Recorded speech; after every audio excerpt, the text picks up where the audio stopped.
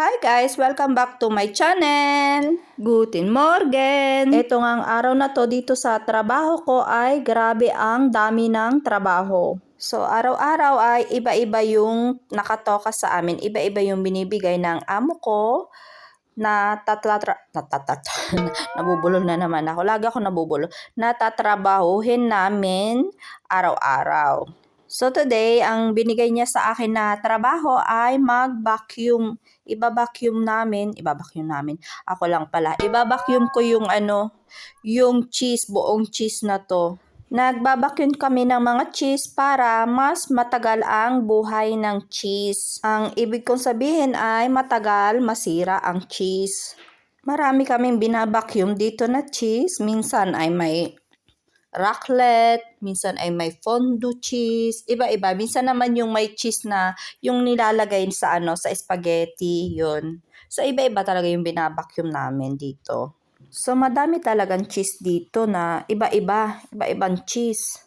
Kaya ang dami rin trabaho dito. Kaya marami rin kami ditong nagtatrabaho. Yung ginagawa ko muna diyan ay pinapalitan ko yung plastic niya kasi yung unang vacuum niya ay merong hangin pa. So kailangan naming talagang i-vacuum siya ng ng talagang vacuum na vacuum, yung wala ng hangin.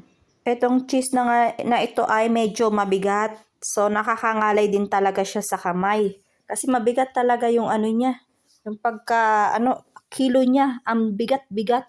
Hindi naman ako makareklamo kasi madali lang naman talaga tong trabahong ito. Kaya lang medyo mabigat nga lang itong cheese na to. At saka syempre tayong mga Pilipino hindi naman tayo mareklamo. Basta kaya natin, gagawin natin, hindi na tayo magrereklamo.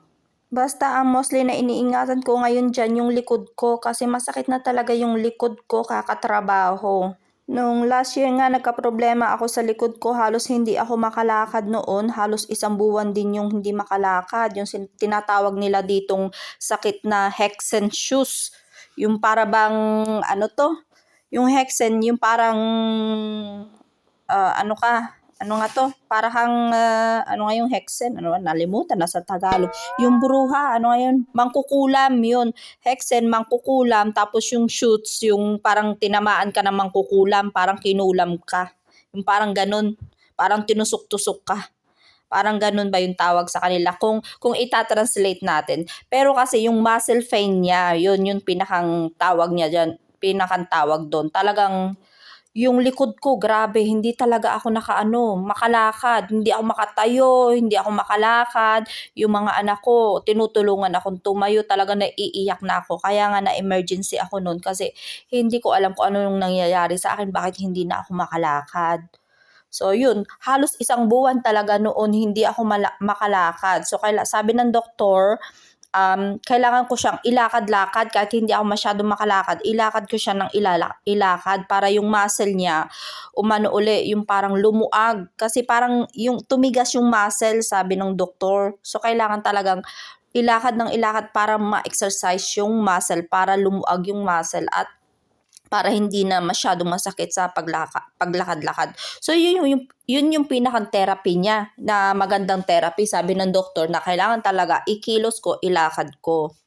May mga gamot na maibinigay sa akin para sa painkiller, ganyan. Pero hindi ko naman lagi iniinom. Kung kaya ko naman i-take yung sakit, so okay lang.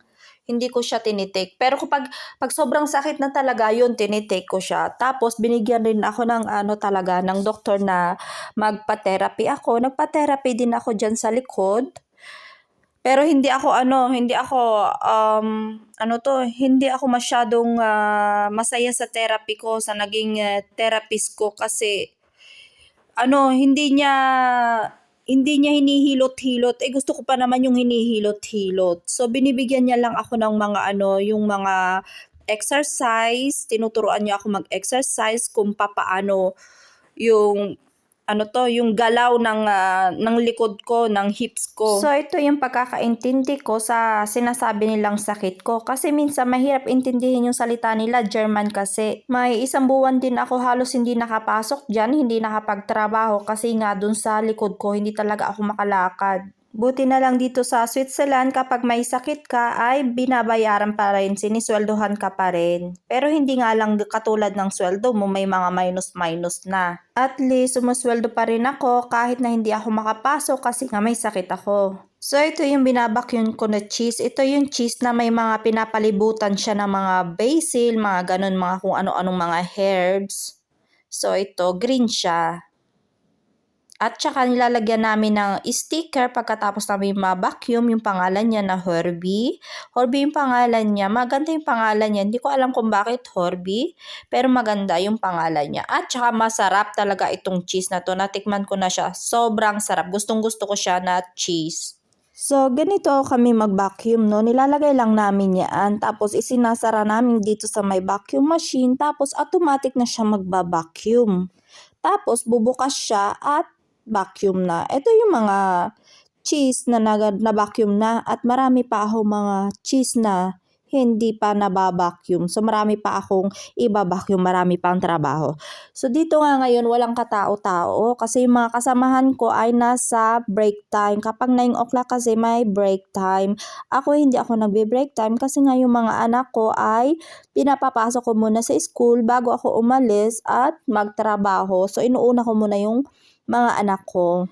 Maliliit pa kasi sila kaya kailangan ko silang intindihin sa umaga bago pumasok sa school. Buti na lang yung amo ko dito ay understanding, so pwede kaming mag-start ng trabaho kung kailan namin gusto, kung anong oras sa umaga. Kaya nga gustong-gusto ko yung magtrabaho dito kasi napaka-flexible nila, lalo na kapag may mga ano din kami, may kunwari may biglaang meeting or may sakit. So pwede akong tumawag or mag-text na hindi ako makakapasok kasi nga may sakit or may sakit yung mga anak ko. So napaka-flexible talaga nila. Napakabait na mga amo ko dito at sobrang understanding.